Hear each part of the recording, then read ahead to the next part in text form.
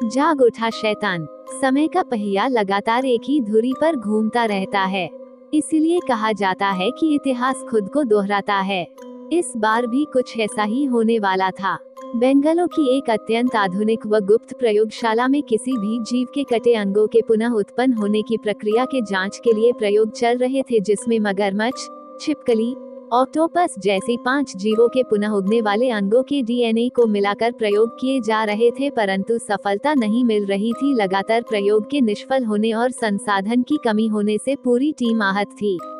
Team के वरिष्ठ सदस्य प्रो मोहित किसी भी हाल में इस प्रयोग को पूरा करना चाहते थे, पर कोई तरकीब नहीं सूझ रही थी, इसलिए वे सदियों पुरानी किताबों में गहन जांच पड़ताल करने लगे। और तभी अचानक प्रो मोहित की नज़र एक खास पेपर पर गई और उन्हें एक खतरनाक पर एक धांसू आइडिया मिल गया था।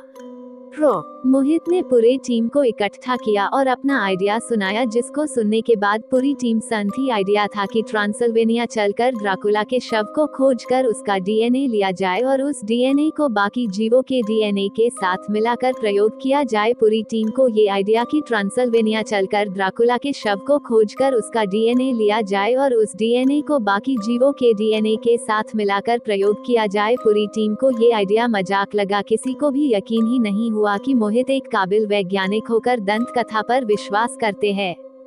सभी मेंबर्स के खारिज करने के बाद भी प्रो मोहित ने हार नहीं मानी और टीम में नए शामिल हुए डॉक्टर ऋषभ को लेकर गुप्त रूप से ट्रांसिल्वेनिया निकल गए। इधर लैब में प्रो कपिल, प्रो करण हैरान थे कि 3 मेंबर कहाँ चले गए हैं। उन्हें लगा शायद छुट्टी पर हो और वे अपने काम में लग गए। उधर ट्रांसिल्वेनिया पहुंचते ही प्रो मोहित डॉक्टर ऋषभ को लेकर काम पर निकल गए।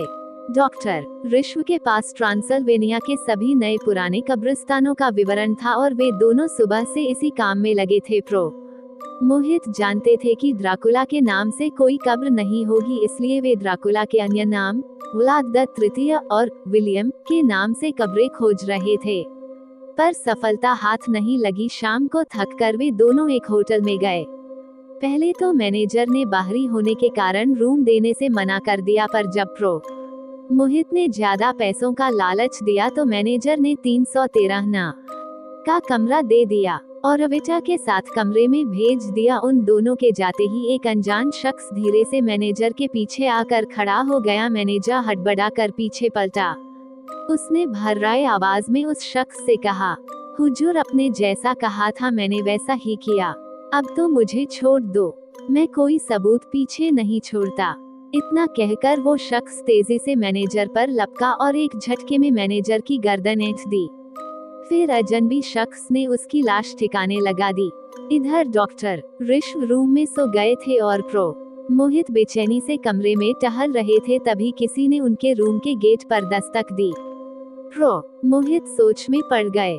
इस वक्त कौन हो सकता है? प्रो मोहित ने दरवाजा खोला, पर बाहर तो कोई था नहीं। पर दरवाजा बंद करके जैसे ही पीछे पलटे, वे चौंक गए क्योंकि अंदर एक अजनबी शख्स खड़ा था। इससे पहले कि मोहित कुछ बोल पाते वो अजनबी शख्स बोल पड़ा, मैं जानता हूँ आप यहाँ क्यों आए हैं, चौंकिए मत, मालिक से कुछ नहीं छुपता, उन्होंने ही आपको बुलाया है। वो वापस जिंदा होना चाहते हैं और इस बार आप जीवित करेंगे। इतना कहता ही उस अजनबी शख्स ने प्रो मोहित का हाथ अपने हाथों में लिया और नाखून को बीचों बीच रख दिया। ऐसा करते ही मोहित के हाथ पे 3 आकृति नजर आने लगी। पहला निशान है एक पत्ती का, ऐसा चच खोजो जिस पर ये निशान हो। उसके बाद एक जमीन गड़ी तलवार का निशान है। उस चच में ऐसा कोई दरवाजा जरूर होगा जिस पर ऐसा निशान बना होगा।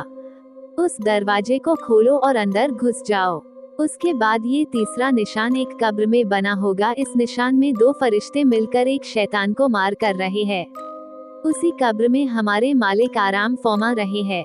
कब्र खोल कर अपने हाथ को थोड़ा सा काट कर 2 बूंद खून की डाल देना। ऐसा करते ही हमारे मालिक जीवित हो जाएंगे। हम चच में नहीं जा सकते, पर तुम जा सकते हो। इतना कहकर वो अजनबी शख्स दरवाजा खोलकर बाहर निकला और हवा में विलीन हो गया। सुबह होते ही मोहित ने ऋषभ को जगाया और रात में घटी सारी बात दी। ऋष्व भौचक्का सा सुनता रह गया। उसे यकीन ही नहीं हुआ अपने कानों पर। उल्टा वो मोहित पर भड़क गया कि उसने उसे क्यों नहीं जगाया। ऋष्व ने तुरंत अपना लैपटॉप निकला और पत्ती के निशान वाला चच खोजने लगा। थोड़ी देर में ऋष्व को सफलता मिल गई। जहां रुके थे वहां से 60 की.मी. दूर एक छोटे से गांव में है वो चच। बिना समय गवाए दोनों उस गांव की तरफ निकल पड़े। करीब 2 घंटे की उबड़-खाबड़ यात्रा के बाद वे दोनों उस गांव में पहुंचे। चच गांव के बीचों बीच है। वहां पहुंचकर दोनों तलवार के निशान वाले दरवाजे को खोजने लगे। इधर कोई और भी इस चच में आया था। उसने आते ही सबसे पुराने पादरी को खोजना शुरू किया और थोड़े ही देर में उसे खोज लिया। उसे लेकर वो अजनबी एक कमरे में घुस गया। करीब 5 मिनट बाद किसी जानकारी के साथ बाहर निकला और अंदर पादरी की गर्दन ऐठी हुई लाश पड़ी थी। उधर खोजकर थक चुके थे दोनों। तभी उनकी नजर एक तस्वीर पर पड़ी जिस पर तलवार का निशान था। जैसे ही तस्वीर को हिलाया एक गुप्त मार्ग खुल गया। दोनों सीढ़ी से नीचे अंधेरे कमरे में नीचे उतरते गए। ऋष्व ने लाइटर जला लिया था। अब दोनों ने कब्र खोजना शुरू किया। करीब आधे घंटे की मेहनत के बाद उन्हें वो कब्र मिल गई। दोनों ने सम्मिलित ताकत लगाकर कब्र के ढक्कन को खोला तो अंदर एक हड्डियों का ढांचा दिखा। ऋष्व ने बड़ी सावधानी से एक दांत निकाल लिया और सावधानी से बाहर आ गया। अभी वे लोग चच से बाहर निकले ही थे कि रात वाला अजनबी शख्स उनके सामने आ गया और कहा, तुम्हारा काम मालिक को जगाना है, हम क्यों जगाए, तुम खुद जगा लो। इतना कहकर दोनों उस अजनबी को चकमा देते हुए गाड़ी में बैठकर शहर में पहुंचे और अगले दिन बेंगलो पहुंच गए। मोहित लैब में आते ही काम पर लग गए। जब प्रो करण और प्रो कपिल ने जानना चाहा कि कहाँ गए थे तो उन्होंने सच्चाई बता दी। सच्चाई सुनने के बाद दोनों का मुंह खुला रह गया। प्रो कपिल ने बाकी जीवों के डीएनए में ड्राकुला का डीएनए मिलाकर सीरम बनाना शुरू कर दिया और जीवों पर प्रयोग भी शुरू कर दिया। थोड़ी सी मेहनत के बाद सीरम जीवों पर अल्प मात्रा में काम कर रहा था। प्रयोग के दौरान अचानक रेंद्र लैब में आते हैं और उस सीरम को जबरदस्ती उठाकर खुद पर इंजेक्ट कर लेते हैं।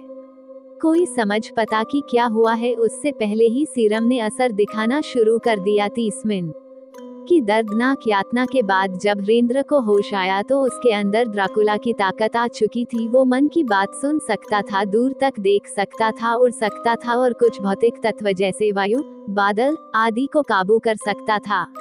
मोहित ने रेंद्र को कुर्सी से बांध कर रखा था, परंतु होश में आने के बाद रेंद्र के लिए उसे तोड़ना कोई बड़ी बात नहीं थी। चारों वैज्ञानिकों को अपने हाथों से उठाकर पटक दिया और उन्हें छोड़ता बाहर निकल गया। लैब की छत पर आकर पहले इशारे से बादल बुलाकर धूप को रोक दिया, फिर जानवरों को अपने हिसाब से कंट्रोल करने लगा। रेंद्र अब ड्राकुला बन चुका था और शहर में जो मिल रहा था उसे काटता जा रहा था। अपने पिशाचों की संख्या बढ़ाता जा रहा था। बड़े मिनिस्टर्स और पावर वाले लोगों को हिप्नोटाइज करता जा रहा था। हालात ये थे, महज 2 घंटे में आधा शहर पिशाचों में बदल चुका था। लोगों में भगदड़ मच चुकी थी, हर कोई जान बचने को भाग रहा था। आला कमान सदमे में था। उसने उन चारों वैज्ञानिकों से संपर्क किया और इस मुसीबत को रोकने को कहा। उधर ड्राकुला ने शहर में मौत का मातम मचा दिया। शहर में खून और लाशों के अलावा कुछ नजर ही नहीं आ रहा था। बड़े लोग ड्राकुला के वश में थे। उन्होंने पुलिस या आर्मी वालों को पिशाचों को मारने का कोई ऑर्डर नहीं दिया और जिन्होंने अपनी तरीके से रोकने की कोशिश की वे मारे गए। इधर लैब में चारों वैज्ञानिक ड्राकुला के डीएनए में कुछ खोज रहे थे और तभी करण को एक ऐसा प्रोटीन मिला जिसको अगर संश्लेषित किया जा सका तो पिशाचों को वापस इंसान बनाया जा सकता है। चारों वैज्ञानिक इसी काम में लग गए और इस बात की खबर आला कमान को भी दे दी। इस बात की खबर ड्राकुला को भी हो गई और वापस लैब पहुंचा।